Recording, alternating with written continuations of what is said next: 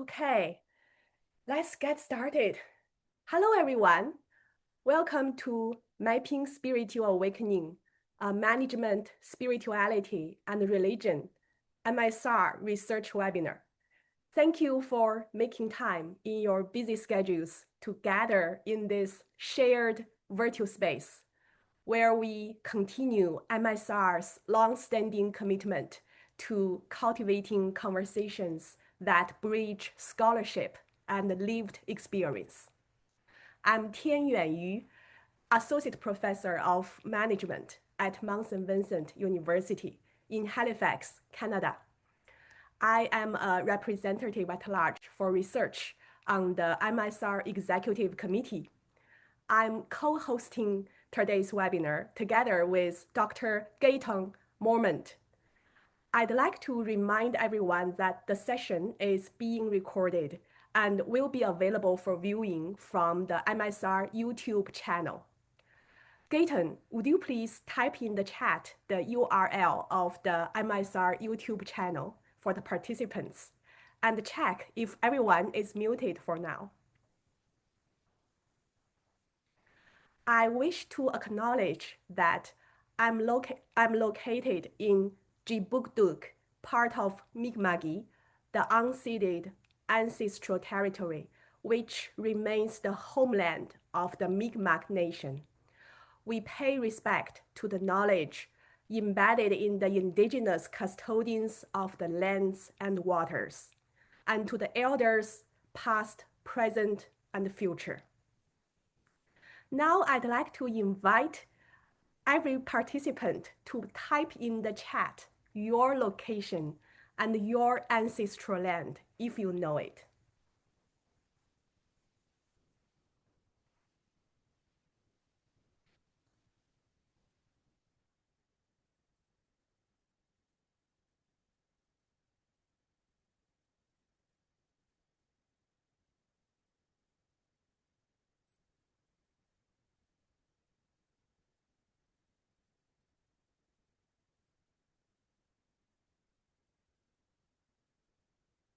Thank you for responding to my invitation. Today's webinar marks the first in a series of research events organized by the MSR Research Committee from 2025 to 2026. These events aim to support both emerging and established scholars and to foster inspiration and connection across international research communities. The series will feature distinguished scholars from diverse disciplines.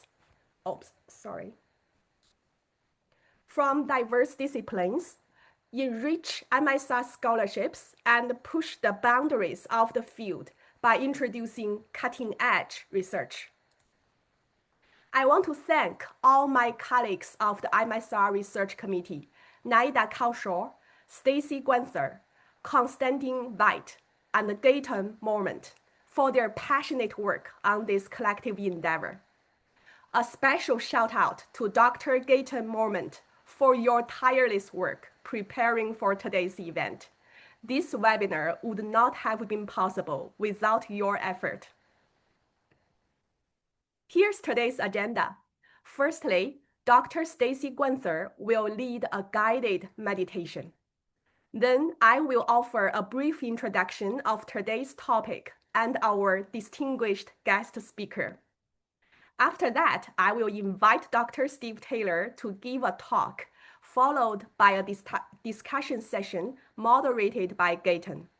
Lastly, I will make some announcements. Now I will turn it over to Stacy, who will lead us through her amazing meditation practice. Stacy. Thanks, Jen.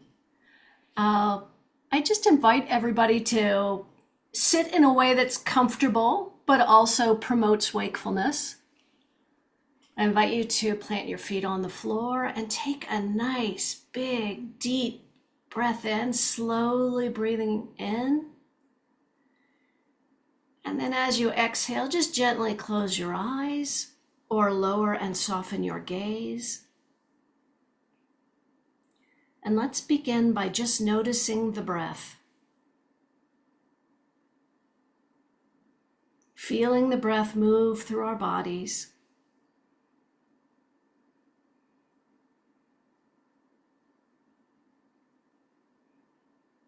Noticing that ebb and flow, that wave of in and out.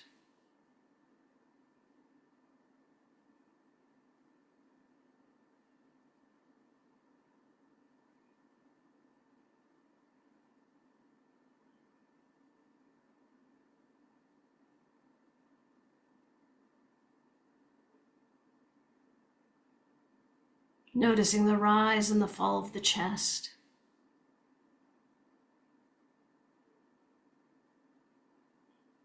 Noticing the expansion and contraction of the rib cage.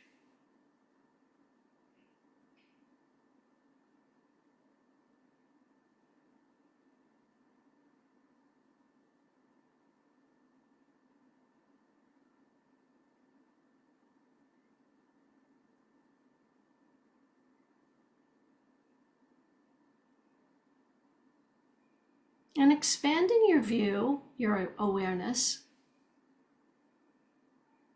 so that you're really feeling your body. And you may do this by scanning the body for sensations. As you come into contact with a sensation, simply noticing it.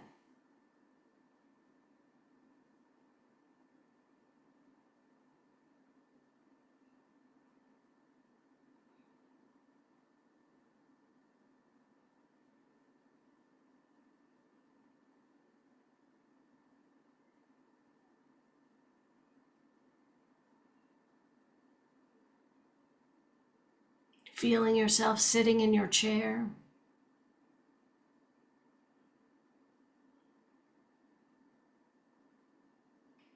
Feeling your feet on the floor.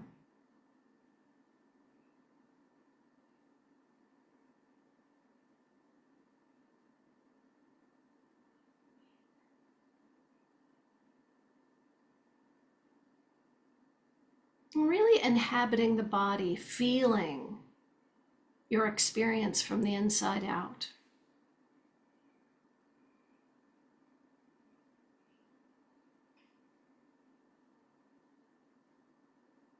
If you find that you're having lots of thoughts and feel a little lost in those thoughts, just an invitation to bring the energy down into the body.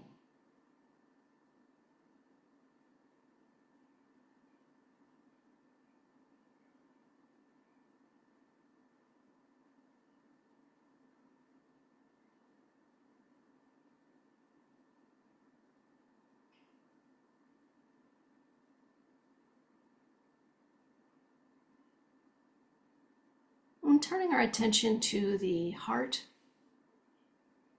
space. You might want to put a hand or two hands over the heart space to draw your attention.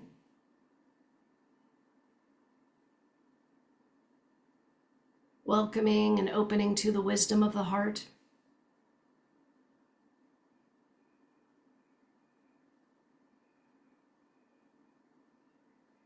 Opening to your emotional experience.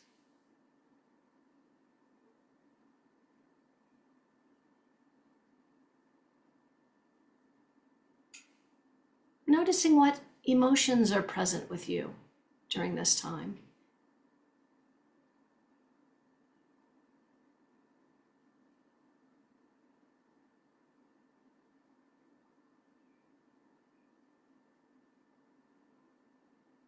Your only job here is to notice, become aware of.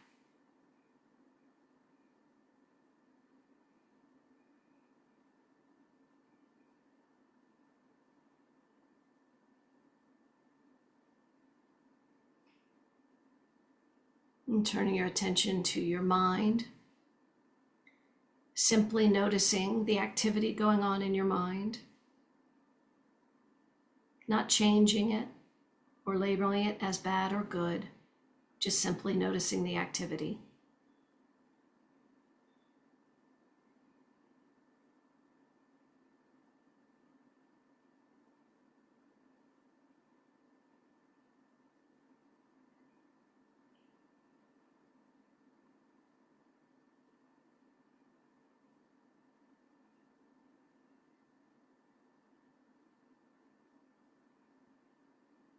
And see if you can shift your attention now to become aware of that which is aware.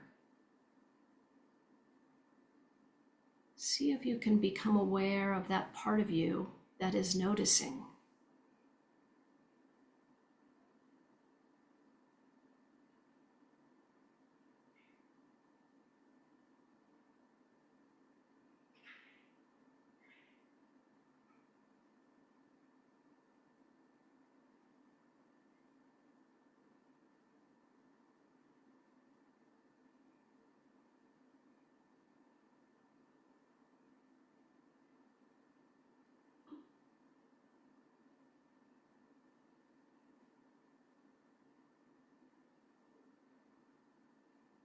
And let's set an intention to be in that space of awareness.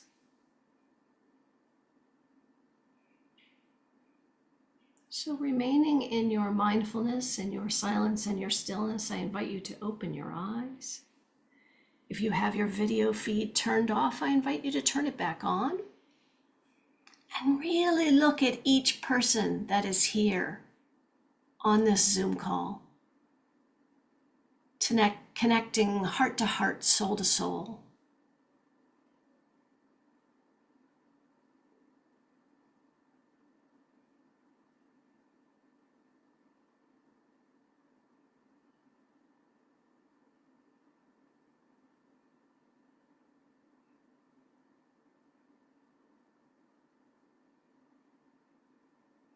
And here we are. Thanks, everyone.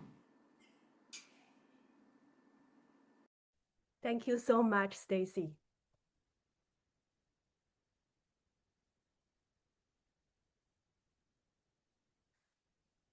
Spiritual awakening or spiritual transformation is a focal phenomenon of spirituality and consciousness. It underpins spiritual leadership theories, global consciousness research, and emerging research, spiritual research paradigms. Appearing under varied labels such as inner life, inner leadings, leader gaze, epistemological ascent, quantum shift, and consciousness expansion. Beyond personal experience, spiritual awakening has profound implications for collective healing, forgiveness, and empowerment within organizational life. Despite its importance, much existing MSR research focuses on the external, tangible outcomes of spiritual awakening, while leaving the inner process of awakening itself largely unexplored.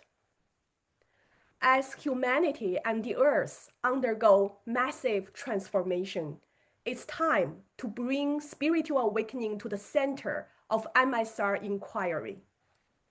At the same time, we are entering a paradigm-shifting moment in which scientific approaches are beginning to converge with first-person spiritual ways of knowing. As scholars bring their holistic, embodied selves into the research process, second and third-person methods naturally evolve into first-person inquiry.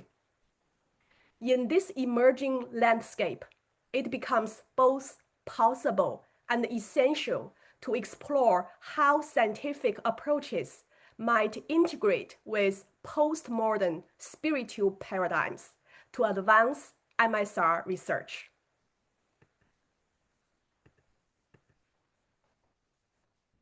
I'm honored to introduce our distinguished guest speaker today, Dr. Steve Taylor. Steve is one of the most influential and widely read authors in the study of spiritual awakening and transformation.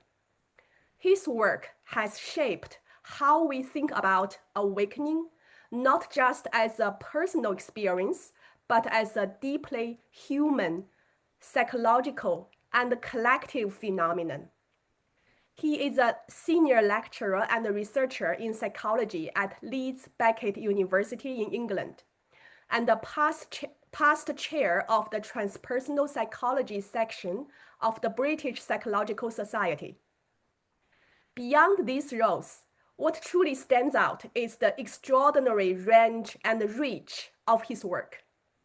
Steve is the author of many best-selling books, including The Adventure, The Leap, and Spiritual Science, which have been translated into more than 20 languages and have touched readers around the world. He has also published extensively in academic journals and writes the widely followed Out of the Darkness blog for Psychology Today, where he brings rigorous scholarship into conversation with lived experience in a way that is both accessible and deeply resonant. Steve, we are absolutely delighted to have you with us today. Thank you for being here, and we look forward to your insights. The floor is yours. Thank you. Thank you very much for that introduction. And thanks for inviting me. Lovely to see you all. I've been researching the topic or the field of spiritual awakening for nearly 20 years now. And so what I'm gonna do in this short talk is to try to summarize 20 years of my research in maybe 40 minutes. It could be a bit of a squeeze, but I'm going to try to give you an overview and condense the essential findings and topics of my research. And I'm going to also share with you some of the approaches that I've used in my research. Mainly my research is qualitative, but I've also devised a scale, helped to devise a scale with other researchers to measure spiritual awakening, or wakefulness, as I prefer to call it. I'm going to suggest that, we often associate spiritual awakening with religion or with spiritual traditions, obviously. But I will suggest that spiritual awakening is not only the preserve of religion or spiritual traditions. It's actually a natural human phenomenon that can occur outside religion, outside spiritual traditions, even to people who don't know anything about spirituality. We'll see later that in my research, I found that people can sometimes transition into a state of ongoing wakefulness or enlightenment, you could maybe call it, without knowing anything about spirituality, without following any spiritual practices or reading any spiritual books. It can happen sometimes spontaneously, without any forewarning.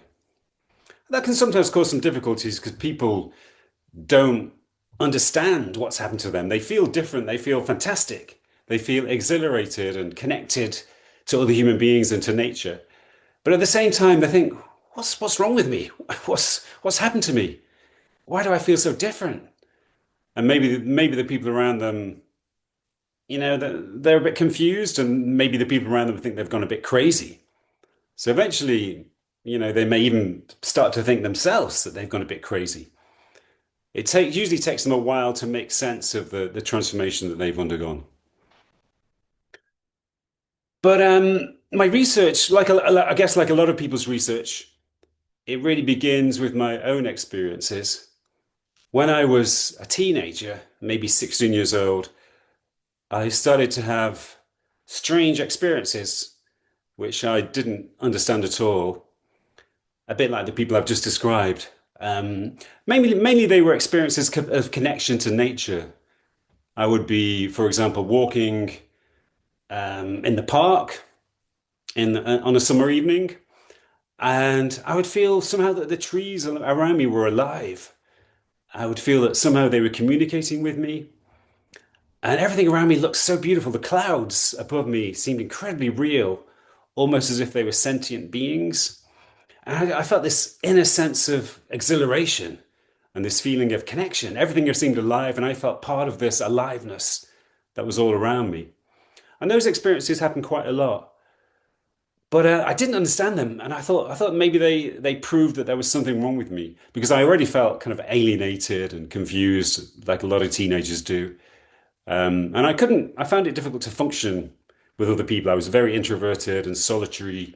I found it difficult to make conversation with other people. I found it actually uncomfortable to be in other people's presence. I only really felt comfortable when I was on my own. So for a long time, I thought, wow, what's wrong with me? There's something wrong with me. I'm destined to be miserable and maybe even destined to end up committing suicide at some point. But it was only when I think I was 22 years old, when I was in a bookshop and I discovered a book, which I still have. It was called Mysticism, A Study and an Anthology by an author called F.C. Happold, who was a scholar of mysticism. It was basically a collection of mystical experiences and also some excerpts from spiritual texts like the Upanishads or the Bhagavad Gita, the Tao Te Ching, and so forth.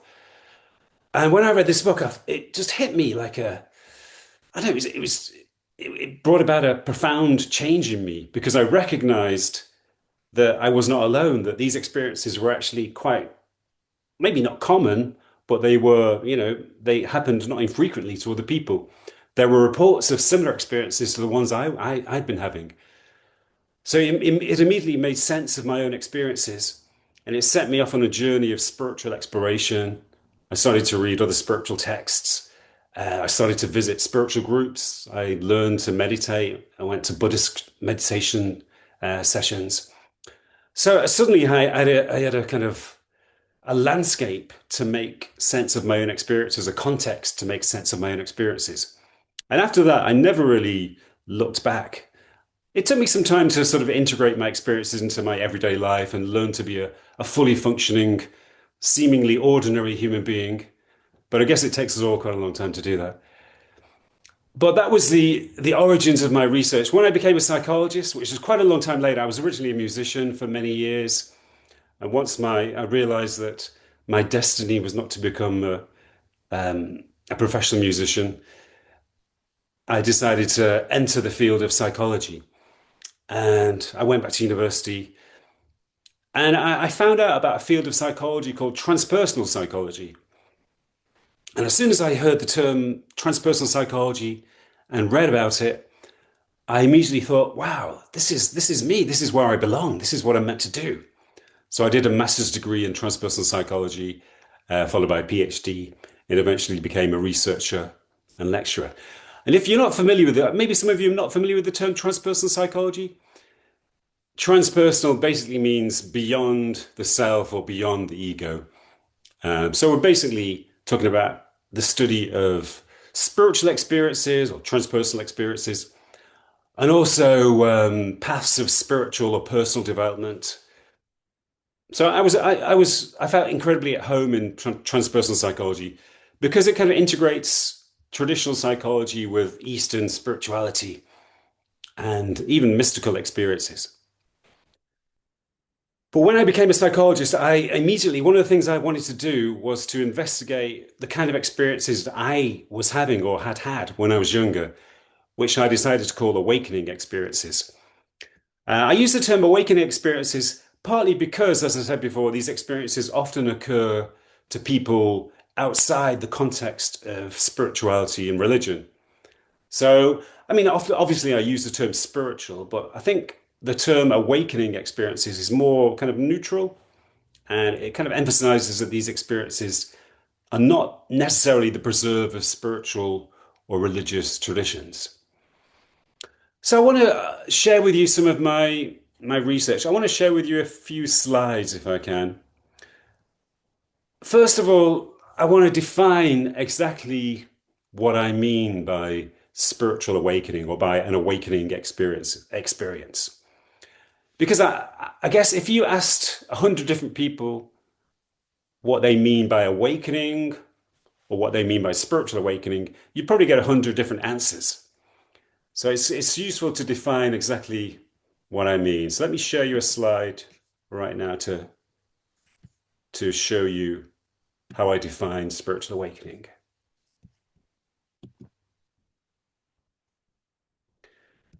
Oh, excuse me, I'm right at the end already.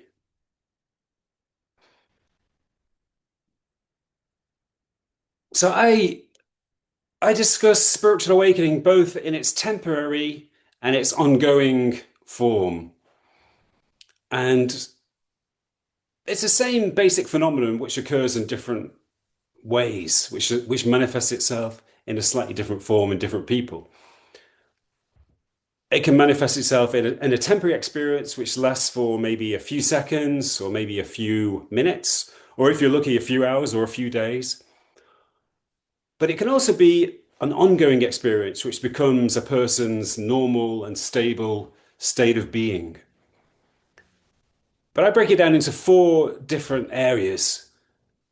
Firstly, when a person undergoes awakening in a temporary or ongoing basis, they experience an expansion of perceptual awareness, which means simply that their perceptual awareness becomes more intense. The world around them becomes more real, more vivid, more beautiful. They become fascinated by seemingly ordinary things which they never normally pay attention to. Everything looks incredibly fresh and alive. It's a bit like returning to the kind of awareness that young children seem to experience, as if a veil of familiarity falls away from our normal surroundings. That's one obvious change that occurs. Another change is in terms of subjective awareness. There's an intensification of subjective awareness, which basically means that a person becomes more aware of the depths of their own being. They become aware of potentials and energies inside themselves, which they don't normally have access to. It's a bit like, you could compare it to if a person lives in the attic house, the attic room, or the loft of a big house, and they start to think that that is the entirety of the house, that the house only consists of this one attic room or loft. But in awakening, they realize that there are all of these other rooms beneath them, all of these floors, all of these other rooms beneath them, all of which they can explore. So there's a kind of opening up of our inner being.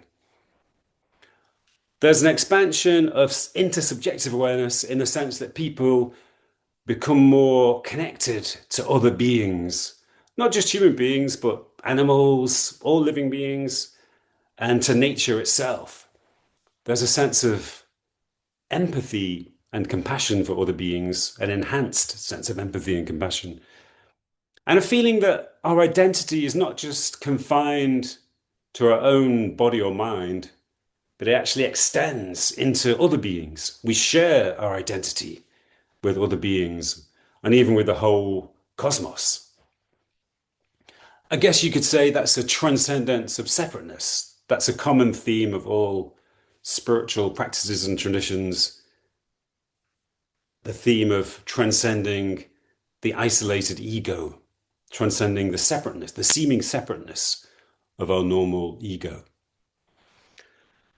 And that's why awakening experiences are often associated with love and compassion, a desire to alleviate other people's suffering, a desire to help the human race, help other human beings in some sense, because it all comes from this expanded sense of identity, this enhanced intersubjective awareness.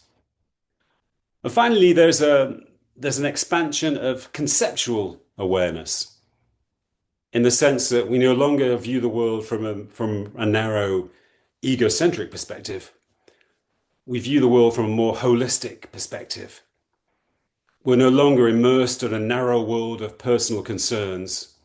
We're immersed in a new holistic field of other people's concerns and global concerns and universal concerns. One way in which that manifests itself is that in spiritual awakening, people often transcend group identity. In the normal human egoic mode, there's a need to identify with certain groups, like a national identity or an ethnic identity, or it could be a sports club, I mean, identifying as a follower of a certain sports club. Um, but most commonly, it manifests itself in religious identity, national identity, and so forth. But when a person undergoes awakening or has an awakening experience, they no longer have that narrow group identity. If they feel any identity, it's as a member of the whole human race. They feel equally connected to all human beings, irrespective of any superficial national or ethnic or religious differences. They have a kind of global identification, or even a universal identification beyond any group awareness. So that's how I define spiritual awakening. And let's look now at what I call awakening experiences, which is when these characteristics manifest themselves on a temporary basis. So let me give you a couple of examples of what I mean by an awakening experience. This is a typical awakening experience, and I've spent many years collecting reports of awakening experiences and analyzing them, undertaking thematic analysis or using some form of a linguistic analysis or en vivo, just to try to elicit the main themes and the main triggers or contexts of awakening experiences. So let me show you a couple of awakening experiences which I've collected. As I say, this is a fairly typical, maybe even a fairly common type of awakening experience. It's from a woman who was swimming in a lake on a sunny summer afternoon. She said, "I swam out as far as I could to the middle of the lake and just looked around, treading water. I could see no houses, no people, no cars or roads. I felt completely alone, but part of everything. I felt at peace. All my troubles disappeared, and I felt in harmony with nature. It only lasted for a few minutes, but I remember the sense of calmness and stillness, and it soothes me now."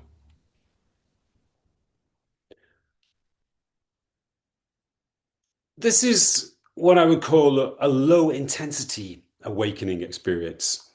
Awakening experiences have different levels of intensity, and lower intensity awakening experiences like this one are probably fairly common. And they feature, like this experience, a sense of peace, inner peace, a sense of connection to nature, a feeling of general harmony. And as this person said, they can be quite short, but they often have a powerful after effect. People remember them as moments of stillness, and they feel that they can return somehow to these experiences. And we'll see later that sometimes these experiences change people's perspective of reality and their attitude towards their own lives. And we can see that actually in the next experience. This is a more intense awakening experience, and it illustrates a theme which is going to occur quite frequently in my talk. It's the connection between psychological turmoil and awakening experiences. This was from a young woman who was suffering from depression, and she had actually attempted to take her own life, and she was recovering in hospital after that attempt at taking her own life. And she woke up one morning in hospital, and there was a marble on her bedside table, which is why I've included the image of a marble.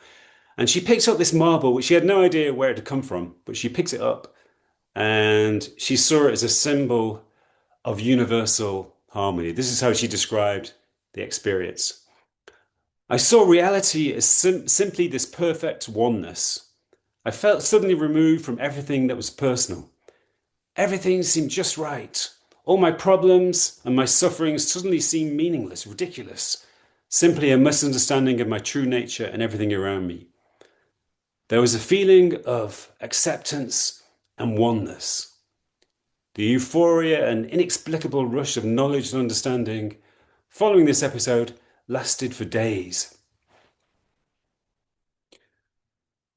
And as I said in relation to the previous experience, this experience had powerful after effects. It showed this woman a new perspective on reality. It gave her a glimpse of a harmony which she had never been aware of before. So after this, her perspective changed. Her attitude to life changed. She developed a more positive, more optimistic, more trusting attitude to life. So those are two of the awakening experiences I've collected. Let me ask you a question now. I'd like to ask you if you've had a similar experience. This is actually the question I always ask in my research. Have you ever had an awakening experience in which your awareness of reality has intensified and expanded? So I'll ask you that question now, and you can reply in the chat box, yes or no. And maybe you can also, maybe if you like, provide a bit of information. What was the context of your experience? Where did it occur? Was it related to psychological turmoil? Maybe even, write a couple of sentences to describe your experience.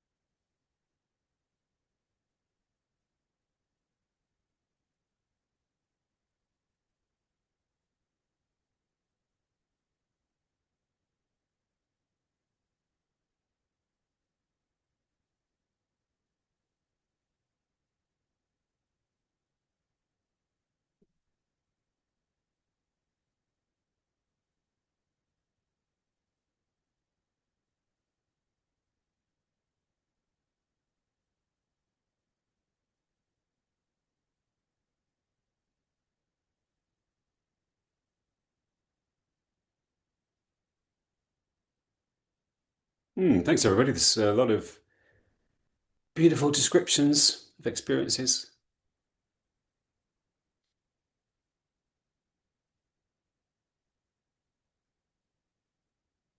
Some people have had awakening experiences in nature, but also in crisis. Wow, Stacey had one last week. That's fantastic. Several hours. Wow. Fantastic. Floaty, blissful oneness. Fantastic. Yeah, Nick says there's been a small moments of wakefulness, of awakening, that vary in intensity.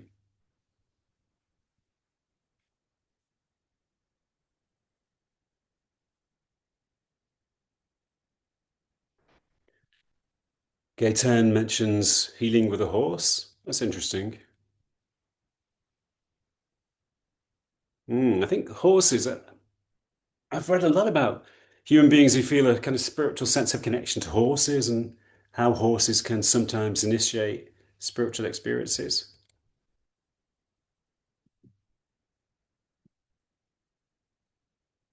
So yeah, another moment of crisis. Childbirth, says Judy mentions an awakening experience straight after childbirth. That's interesting. Again, I've heard a few reports of those experiences during childbirth. Also, in the aftermath of childbirth, too, in the stages of stress and sleeplessness shortly after childbirth.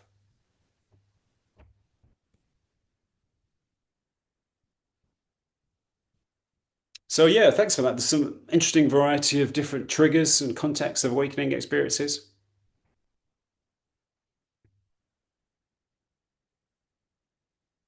Yeah, that kind of illustrates the variety of different contexts or triggers in which awakening experiences can occur. So thanks for that. That's what I want to focus on now, actually, is the different contexts and triggers which give rise to awakening experiences.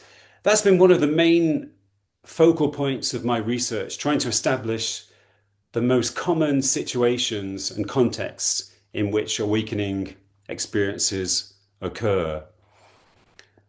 And I found that there are some very prevalent triggers of awakening experiences. Sometimes awakening experiences happen spontaneously for no apparent reason, but most frequently they are connected to certain activities, certain situations, certain triggers. And let me show you the results of my research. I've actually just this week, I have completed a new research project on awakening experiences. So let me just show you some of the research I've just completed.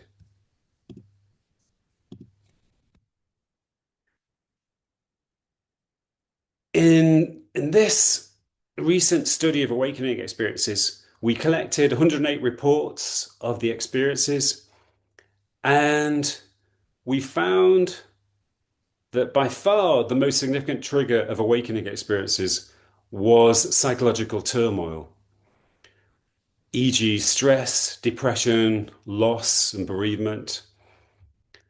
And that's actually a consistent finding from my research. I've done 3 large-scale studies of awakening experiences, and each time psychological turmoil has come up as the most prevalent trigger of the experiences.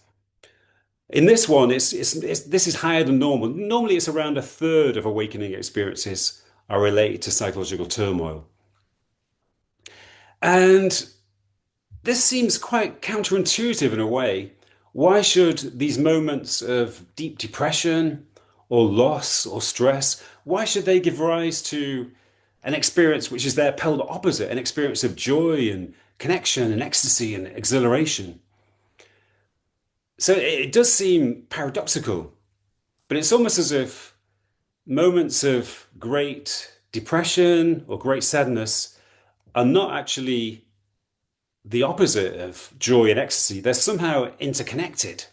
There's a strange interconnection between these extremes of emotional, well, maybe emotional is not quite the right word, but these extremes of these extreme states. And we'll see also that psychological turmoil is a big factor in transformational experiences when a person switches into an ongoing state of wakefulness. And the other triggers, they're more kind of, more in accordance with what you may expect. Contact with nature is a significant trigger. There are so many great poems that have been written about awakening experiences in nature. Also spiritual practice. But in a way, that also seems a bit paradoxical, that only around 20% of awakening experiences are related to spiritual practice of some form. But that relates to what I said earlier, that these experiences often happen to people who don't follow spiritual practices, people who don't know anything about spirituality. And in this study, 15% of the experiences were spontaneous. And that means that we couldn't identify any particular trigger or context. They did genuinely seem to occur for no particular reason, in no particular context. And there were some that were related to spiritual literature, also awakening from sleep.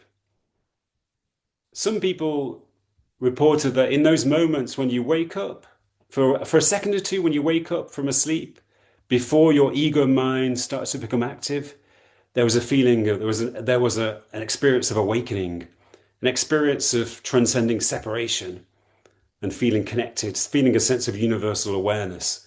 That only lasted for a second or two, but it just occurred right at that moment of awakening. And also music and love or relationships or sex, but there were less significant triggers. There is one, does anybody notice the one trigger which is surprisingly absent from this list? Can anybody identify the missing trigger? If you can, just write it in the chat box.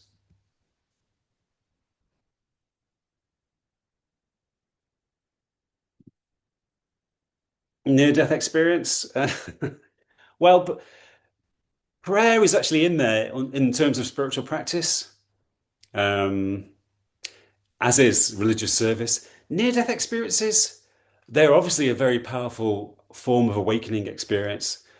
But near-death experiences, I guess, are not very common compared to other triggers of awakening experience. Psychedelics, congratulations, you've identified the missing trigger. It's psychedelics. Yeah, I was surprised, but in my previous research, psychedelics has always come up as a minor trigger. It came in this study, it came up as maybe 3%. We only had a handful of psychedelic experiences, but maybe the reason for that is that in the general population, this was a sample from the general population, maybe not so many people have experienced or experimented with psychedelics. I think in the US, I think I read a survey recently that said that 25% of US residents have experimented with psychedelics, which is high compared to the UK where I live. Only about 5% of the UK population have experimented with psychedelics. I'm not sure what that tells us about the US and the UK residents. But maybe my sample was mainly drawn from the UK, so maybe that's why psychedelics doesn't come up as a major trigger. And also, we should be aware that psychedelics do not always induce awakening experiences. It depends on the intention and the situation, the context, and so forth, and the setting. So that's probably why psychedelics does not come up as a major trigger. It's also significant that these experiences have, as I mentioned earlier, they have pronounced after effects. So as I said earlier, many people who have these experiences don't know anything or very much about spirituality or even psychology. But afterwards, they develop a new interest in spirituality or philosophy, partly because they want to understand what's happened to them, or they want to sort of follow a lifestyle which is more attuned to their experience. I had a report that was from an elderly American man who fought in the Vietnam War in the late 1960s. And he said that he had an awakening experience on the battlefield in the midst of the carnage and the terror of the battlefield. He just had a moment. He had a moment when he felt that he was outside his body and he was watching the scene from above, and he felt connected to everything in the universe and felt there was something inside him that was immortal, which couldn't die, even if he did die in the battlefield. So when he came back from Vietnam, he wanted to understand what happened. He began to investigate meditation and Buddhism. And he told me that he'd spent his whole life trying to recapture that experience. He said he'd never managed to recapture it, but he'd had sort of glimpses. But that's a fairly common pattern, that after these experiences, people want to return, or they know that this landscape of expanded awareness is there, and they know it's possible, at least in theory, to return there on a permanent basis. So they make that one of the main purposes of their lives after these experiences. And in connection with that, a lot of people change their worldview, their values, their perspectives. Often there's a shift from a materialistic way of living to a more altruistic way of living. They're not so interested in individual success or accumulating possessions. People become more interested in helping others or helping the world in general. And some people make deliberate, significant life changes. Often that manifests itself in a change of career. They want to follow a career which is more attuned to their new perspective. So, that may mean leaving their present role and starting or training in a different field. And as I said before, the approach I've used in my research is partly a thematic analysis to elicit the main triggers and the main themes, but we've also used things like chi-square tests or NVivo to analyze the reports in a more detailed way, to unearth certain patterns in the experiences. One thing we found in the new research, I've been working with my research assistant, Christina Igato-Svabo, and one thing we found is that there is a pattern between psychological turmoil and an attitude of acceptance or surrender or letting go. So it's not just enough to have an experience of psychological turmoil to undergo awakening, because every human being experiences psychological turmoil multiple times, frequently in our lives. But in order for that to manifest itself in an awakening experience, there usually has to be an attitude of acceptance towards the turmoil. Even a feeling of surrender, letting go, no longer struggling against the predicament that a person is in, but letting go, opening themselves to the predicament. And that's usually when the awakening occurs. And I've said before that some of these experiences are not just temporary. Some of them actually herald a permanent transformation into an ongoing state of wakefulness. And in those cases, the trigger was most frequently psychological turmoil. There's a strong connection between psychological turmoil and an ongoing state of wakefulness. And I'll look at that briefly in more detail in a moment.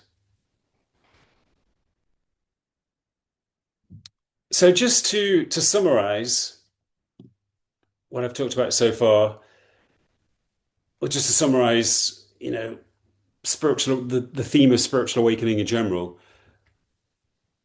I think there are three ways in which it can arise. And now we're talking about permanent or ongoing spiritual awakening, which I call wakefulness.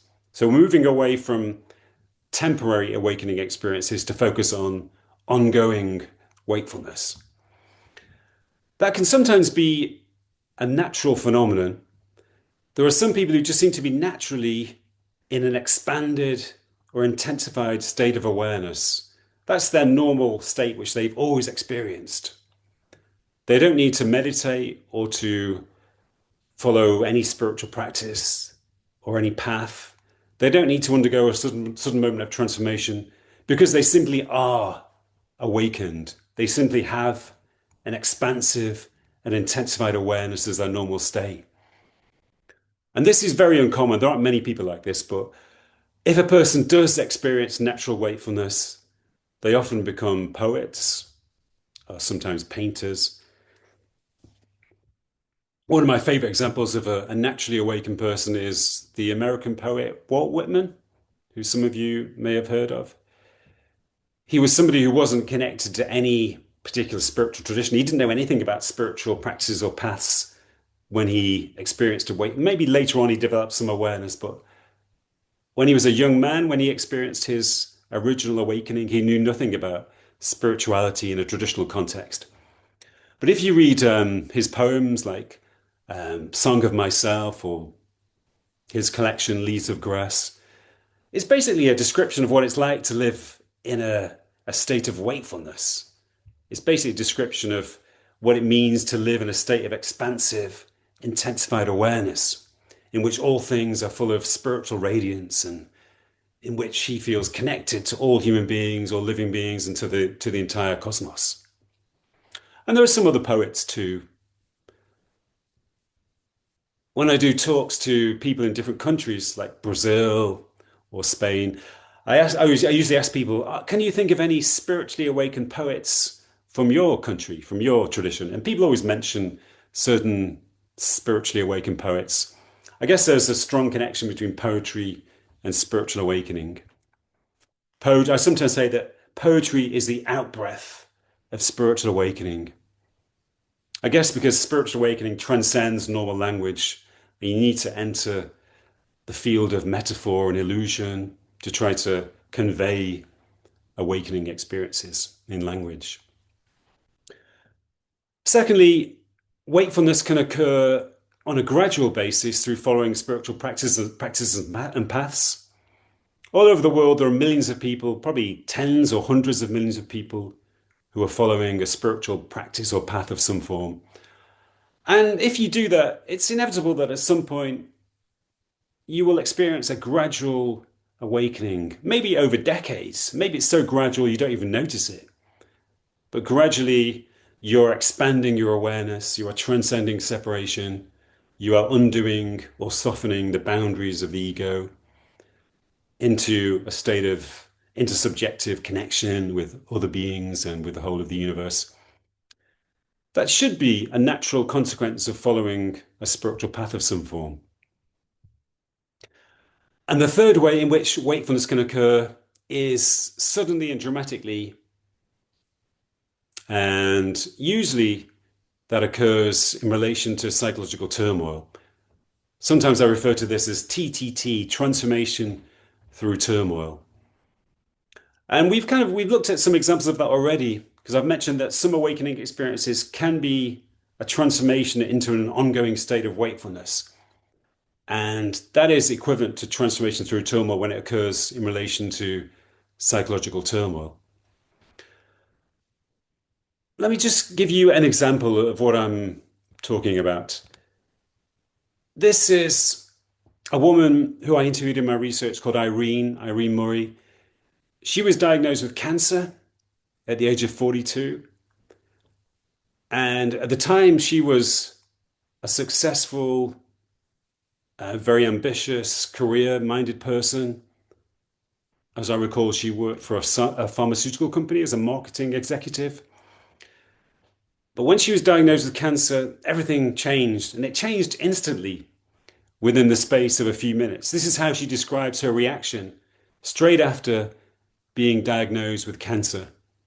This is how she describes it when she left the consulting room after being diagnosed.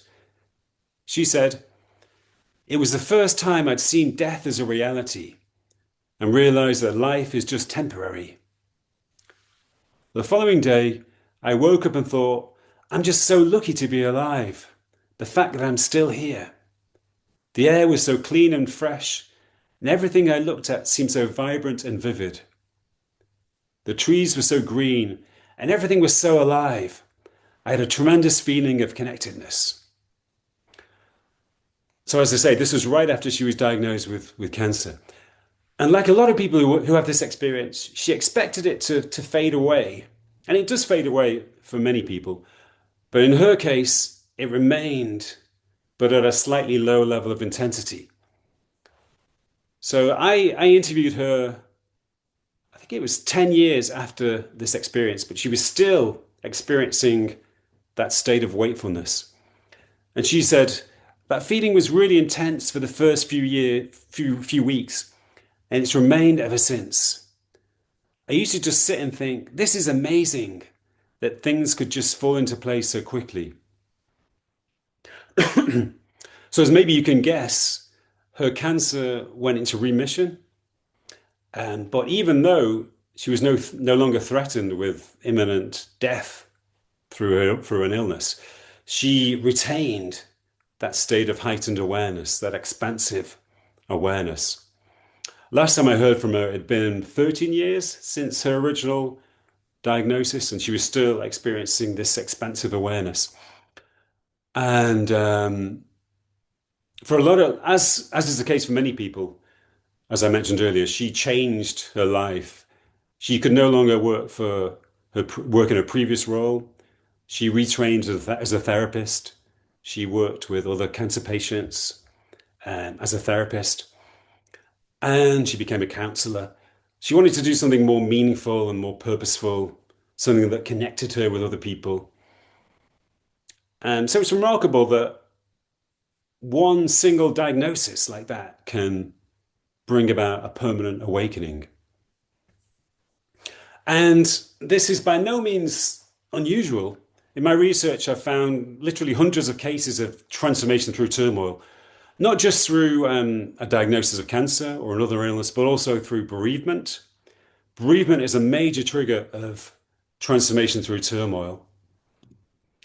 5 years ago, I did a research project specifically on bereavement, and I found that I investigated 16 cases of spiritual awakening or transformation in the aftermath of bereavement. Other situations when it can occur are following addiction, a long period of addiction. There's a strange phenomenon which I call addiction release. And what occasionally happens is that after a long period of addiction in which a person slowly loses everything, they lose all hope, they lose all self-respect, they lose all connection to other people. Usually when they reach a point of complete desolation or rock bottom, then something strange happens to them. They undergo a sudden awakening, a bit like Irene's, but in the process of their awakening, they also let go of their attachment to their addiction. They let go of their addiction. And the addiction never returns. So it's a very strange, almost miraculous phenomenon. But I think the only real way to explain these sudden transformations is in terms of a transformation of identity. What occasionally happens is that a person's normal sense of identity or their normal sense of ego is broken down by the turmoil and suffering that they go through. And when the ego breaks down, then a new self seems to arise inside them, a latent, higher functioning spiritual self, which has been dormant until now, suddenly emerges inside them. And it establishes itself as their new identity. So it is almost as if they become a different person. So let me just share one final thing with you before I end my presentation. I mentioned before that I developed a scale to measure spiritual awakening. And this applies both to temporary awakening experiences and also to ongoing wakefulness, such as transformation through turmoil. And I'd be happy to share this scale with you if you want me to, if you're interested. You can use it to measure your own spiritual development. You can use it to measure, if you are a therapist or a teacher, you can use it to measure the development of your clients. So if you're interested in using it, let me know. But this was an inventory or a scale which we developed over many years. There were 5 of us involved with it: Kelly Kilray, myself, and Mark Whitman and other researchers. We basically pooled our resources, our own studies of spiritual awakening, to identify the main characteristics of awakening. And over a long period of time, we developed statements to describe the different characteristics of awakening. And through a long process of testing involving different levels and different layers, we eventually arrived at a very reliable and valid statistical scale, which is a very reliable way of measuring spiritual awakening, which covers all the different aspects of spiritual awakening. And this is kind of in its infancy. So we're going to use this scale in different contexts. We're going to use it in different countries around the world. And so this is, I think we're in quite an exciting stage of applying these research methods in different fields and to different samples. But let me conclude by saying that there is something natural about spiritual awakening. There's something so right about it. When it happens, it feels so natural and even normal. It almost feels like, yes, this is the way I'm meant to feel. This is the way I'm meant to experience the world. What was wrong with me before? There is an incredible sense of rightness about it. And I think that is because it is right. It's the way that human beings are meant to experience the world. We're not meant to be separate individuals living in disconnection from nature and from each other. at our most fundamental level, we are interconnected. And I think at our most fundamental level, we are naturally awakened. It is our true, deepest nature. So in a way, spiritual awakening is an uncovering of our spiritual nature, which is why it feels so right. And I think there's something evolutionary about it as well. I think it is the kind of trajectory we're meant to follow as a species. I've even suggested in my book, The Leap, that there is a gradual collective awakening unfolding. And I think we're all contributing to that collective awakening. And it's something that we even have a responsibility to try to initiate around the world. As we know, there is so much suffering and turmoil around the world. And this process of collective awakening is a kind of, it is basically a transcendence or a healing of the suffering and turmoil which is taking place in the world. So it's our responsibility to contribute to this process of healing through our own spiritual awakening. Thank you.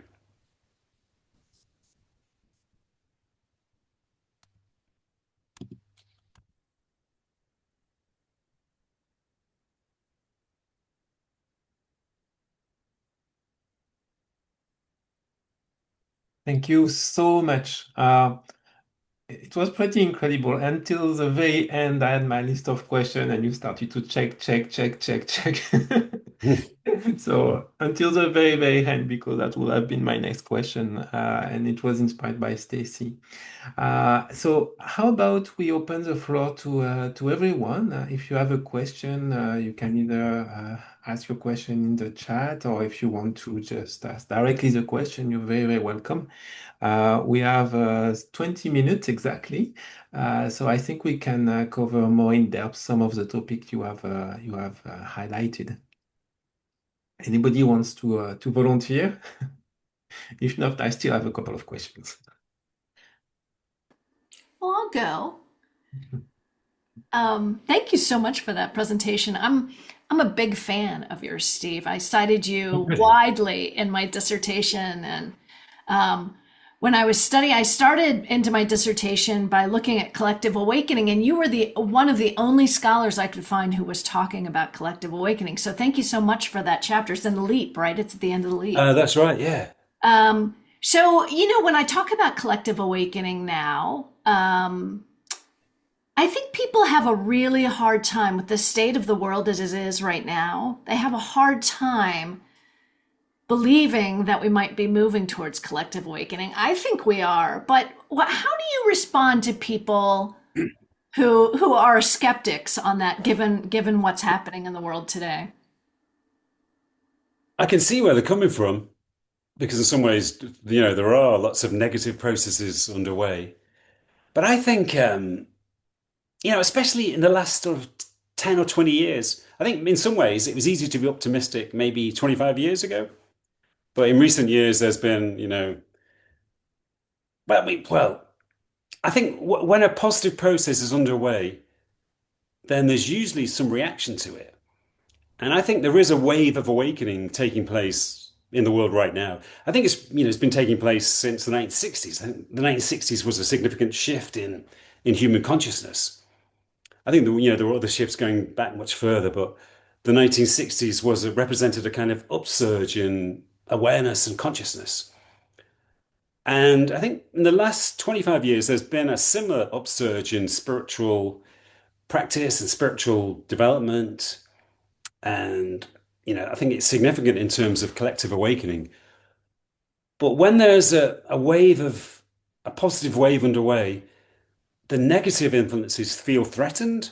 So they make themselves more rigid. They try to assert themselves more strongly. So I think that's what's happening. I think the negative aspects are feeling threatened. The kind of patriarchal, materialistic paradigm, the anti-life paradigm, the kind of destructive paradigm, it's kind of reinforcing itself in reaction to this positive wave of wakefulness. So I think that's what we're seeing now. We're seeing this kind of counter reaction, which is in some ways maybe a positive sign because it does show that this wave of awakening is taking place. It is rising and growing more forceful. But also, I mean, one of the themes of my presentation is that psychological turmoil is a spur of spiritual awakening. So I also think that the turmoil we're going through now as a species collectively is also working as a trigger for our awakening. And I think you see this in young people, especially. I teach a lot of young people at my university. I've got three young sons who are teenagers or in their early 20s. And I see this in them. They kind of recognize intuitively that we're at a kind of crucial, critical stage in our evolution. And they're kind of, they have a slightly different perspective on reality, more kind of holistic, wide-ranging perspective, a more spiritual perspective, I think. So I think, these are, even though these things do seem negative, in a way, they are actually positive signs. They show that something positive is happening. That's great. Thank you so much. You're welcome. Anybody else would like to ask a question? Please don't be shy. Oh, there's a question in the chat Oh, box awesome. Yes, perfect. from Margaret. Yeah. Margaret, would you like to ask a question? Sure. My question was related to Indigenous groups where what we're talking about is just such a natural part of who they are. It's not something new. And so here we are as mainly white folk discussing something that I find is thousands and thousands of years old, and I didn't know if you wanted to speak to that. Oh, yeah, I completely agree. In fact, I wrote a book called The Fall, which is my first book actually 20 years ago. And it was all about this. I think we did undergo a fall as a species. We lost the natural spirituality, which many indigenous peoples had and maybe still have in places. And I had this experience. I'm staying in a place right now in the UK called the Lake District, very beautiful landscape. The other day I was walking by the lake and I shifted into a different state of awareness. I kind of had a little awakening experience. And I had this feeling that the landscape around me was completely alive, that the trees, even the clouds, everything was kind of sentient around me. And at the same time, I had this feeling that I wasn't experiencing something new. I was actually experiencing a natural way of being, which was somehow ancient.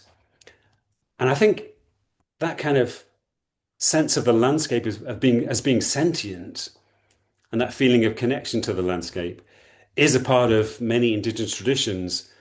So I think in some ways we are recapturing an ancient or an indigenous awareness. So yeah, I completely agree. I think there was a point in history where some human beings shifted into a state of ego separation and lost that sense of connectedness and the sense of the sentience of the landscape. So I hope that answers the question. But yeah, I'd recommend taking a look at my book, The Fall, if you can. Thank you. There is a question from Alfonso.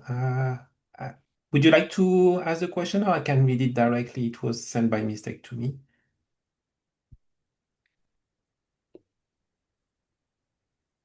I will just read the question. Oh, yes. Yeah. If spiritual awakening, if spiritual awakening is natural, why have most of us lost it? And kind of a feedback on what Margaret was saying. And the follow-up question is, Steve, we are pressured to be part of a tribe for belonging. How did you find a belonging where the diverse religious and spiritual structures invite you to their truth and close themselves of others? Sorry, could you read that last question again? Yeah, I'm just going to copy paste them. That would be easier. So that was from Alfonso. Oh, right. So the first part of that question, which I've already forgotten. What's it? If spiritual awakening is Oh, yeah, natural, yeah. why have most of us lost it? Yeah, again, this relates to my book, The Fall. This is the central question of my book. There was a fall, which was a fall into ego separation, which I suggest in my book. It's described in the Bible, the eating from the tree of knowledge of good and evil and suddenly becoming self-conscious. There are so many cultures around the world which have a myth of a fall into separation, and a loss of a sense of harmony, an ancient sense of harmony. So that there was, I mean, you can speculate about the reasons for this, but there was a certain moment around roughly 6 or 7 thousand years ago when some human groups began to experience a sense of separateness, a sense of ego isolation, as I call it. They suddenly found themselves separate to nature, separate to their own bodies, and there was a feeling of disconnection to each other as well. There was a new sense of selfishness. It didn't happen to everybody, it just happened to certain human groups. Maybe there was an environmental reason for it. Maybe it was part of evolution. Maybe some people say that we had to fall into separation to emerge into a higher level of oneness. I don't know, but it definitely seems to have occurred. There are certain archaeological and anthropological um, forms of evidence for this. Archaeology indicates a fairly sudden sense of separateness, a sense of new individuality in certain human groups. So I think that's one of the things which separates modern humans from some indigenous groups, this heightened sense of individuality and a sense of disconnection from nature and even disconnection from our own bodies. But I think that's something that we're healing. We're in the process of healing that separation. And that's one thing, that healing takes place when we undergo spiritual awakening. And as for the second part of that question, well, you're right. We do feel pressure to belong to a tribe. But when we undergo awakening, we actually transcend that pressure. We don't need to belong to a tribe anymore. It just doesn't, it's no longer necessary because we don't have that need to be a part of a group. The normal isolated or separate sense of self needs to belong to a group because it feels incomplete. It feels vulnerable and fragile because of its separateness. But when you transcend separateness, you no longer feel incomplete or vulnerable. So there's no need to feel that you're part of that you have a national identity or ethnic identity or religious identity or whatever it may be. So it inevitably falls away. Thank you. There's a question from M. Lam. Would you like to ask the question directly, or I can just read it? Yes, I appreciate, and I would like to know when you talk about spiritual awakening, and I could relate to the practice and also Dao De Jing and Wu Wei, the idea, and I would like you to elaborate the connection between your spiritual awakening concept and also this Eastern philosophy. Thank you.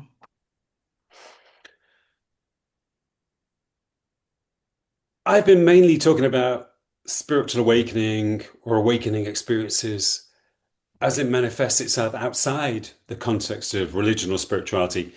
But obviously, it can manifest itself within those traditions too. And I think I think it's manifest in every religion, really. I shouldn't say even in Christianity, but certainly in Christianity, there is a strong mystical tradition. In Judaism, there's a strong mystical tradition. But I think most of all in Eastern religions like Buddhism, and it's a big question about whether Buddhism actually is a religion, but in Eastern traditions like Buddhism, Hinduism, Sufism, and so forth, the aspect of spiritual awakening is stronger. Buddhism is basically a path which aims to cultivate spiritual awakening. And when you read the Upanishads or the Bhagavad Gita or the Tao Te Ching, it's pretty clear that these texts are expressions of spiritual awakening. They derive from whoever their authors were clearly spiritually awakened or had experiences of spiritual awakening. So for some reason, in those traditions, the spiritually awakened aspect is much more overt. It's much closer to the surface of those traditions. Then in Christianity, maybe in Islam or Judaism, it's not as close to the surface. You have to sort of dig a bit deeper into the esoteric aspects of those traditions. But in Buddhism, Hinduism, Taoism, it's much closer to the surface. It is the surface, if you like. It's just, for some reason, it's just closer to the essence of those religions or those traditions. Thank you. Thank you. There is a question from Nick, and I'd like to complement the question as well. So, what are the changes that would be applicable in terms of personality to the workplace? And Nick, maybe you can ask also your question directly. Yeah, I mean, I think you said it. Just really fascinating research. Thank you. I think just how do you see this concept of awakening showing up in the workplace? It is fascinating. It's a fascinating theme of my research about how it affects people's day-to-day lives. And obviously, work is a major aspect of people's day-to-day lives. So it does affect their working habits or patterns. One way that I've mentioned already is that it often brings about a change in career. It often brings about a shift to a more kind of altruistic mode of functioning, a more altruistic profession. But it doesn't necessarily lead to a change in profession. As an example, there was one woman I interviewed an American woman who had a transformational experience following bereavement. One of her close friends was murdered, and it just totally changed her attitude to life. She developed a much more expansive awareness of life, a much more kind of spiritual and philosophical perspective. But it also changed the way she felt to other people. She felt much more connected to other people.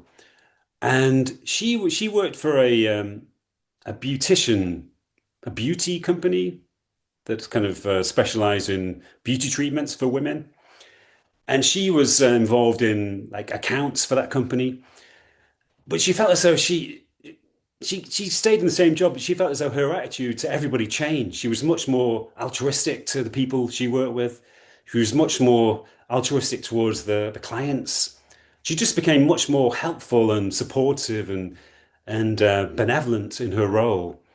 So I think that's the main change. That people become much more person-centered, much more altruistic towards others, rather than focused on personal advancement or personal gain. Certainly, people become less focused on making money. The main aim of their work becomes to help others, to support the development of others. So sometimes they stay in the same role and just change their attitude to the role, or sometimes they feel that they have to go into a different role. Maybe if they feel that they can't change their role enough in their present situation, that they have to move into a different field. So I think, yeah, that's the main change. I guess on a kind of organizational level, people become more, less kind of domineering and more egalitarian. They kind of radiate harmony with others rather than, sort of competing with others. I guess there's a shift away from competition towards support and egalitarianism. I had a follow-up question on that topic. Did you notice a change in agency or empowerment of people? And not necessarily towards competition, I think you answered that, but more into more control in their life, which could lead to those choices of change of career. Yeah, there was a change in the sense that people often felt more autonomous and more authentic. They felt as though there were maybe one trend is that people felt that they were no longer functioning on behalf of others or following the expectations of others. They wanted to do something that was really attuned to their own nature and to their own impulses. So people often became kind of maybe a bit unconventional. They were more willing to break conventions rather than to follow other people's expectations. There's one example I can think of is that another woman I spoke to who had an awakening experience after a diagnosis of cancer. Her main role was as a mother and a wife to her husband. Her job was she worked for her husband's company as a kind of receptionist or a secretary. But after her awakening experience, she felt as though she had to live for herself rather than just for others. So she created a bucket list of all the things she wanted to do. She wanted to go to Paris on her own. She wanted to learn to skydive. She wanted to do all of these new things. But her husband and children were like, "Why are you being so selfish? What about us?" But it was simply that she wasn't being selfish. She was just being authentic. She'd learned to follow her own impulses rather than to live according to other people's expectations. Thank you. And we have time for one last question from Judy, and after we're going to conclude. Our question was, how does doing this research affect your own spiritual awakening? Oh, sorry, Judy, maybe you wanted to ask a question. Good question. No, that's fine. Thank you. Well, I used to think that when I originally started this research, I thought, maybe this isn't such a good idea because maybe I'll become too conscious of my own experiences and too aware of what's happening. And maybe my self-consciousness will block or obstruct these experiences.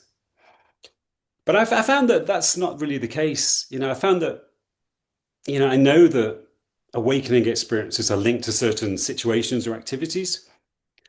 For example, I know that they're linked to contact with nature. I know that they are linked to meditation and also to psychological turmoil. So I think it's made me more aware that I can create the conditions that give rise to awakening experiences. Like this morning, for example, for some reason, I woke up feeling a bit miserable. I don't know why. Maybe I had a bad sleep. But I thought, what's wrong? I don't feel too good this morning. And so I thought, well, what can I do? So I decided to go down to the lake here, maybe 1 mile away, and I went for a swim in the lake. And that's partly because I knew that swimming in cold water has certain physiological effects, but I knew that it would give me a bit of an awakening as well.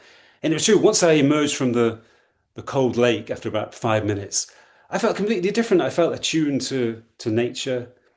I felt that my miserable mood had disappeared. So it's a bit like that. I know that there are certain conditions which can create awakening experiences. Not always, but they're likely to give rise to awakening. So I feel as though I can consciously create those conditions. And even psychological turmoil, I'm aware that psychological turmoil is related to spiritual awakening. So obviously, at certain points in my life, negative events occur, trauma may arise. So I'm aware that, even when these experiences occur, there is a potentially positive aspect to them. They may deepen my spiritual awakening. They may lead to awakening experiences. So it's kind of changed my attitude to psychological turmoil. I don't welcome trauma or turmoil, but I know that there is potentially a positive aspect to them. So I'm no longer afraid of them, if you like. Thank you so much. Tian, I think you want to conclude?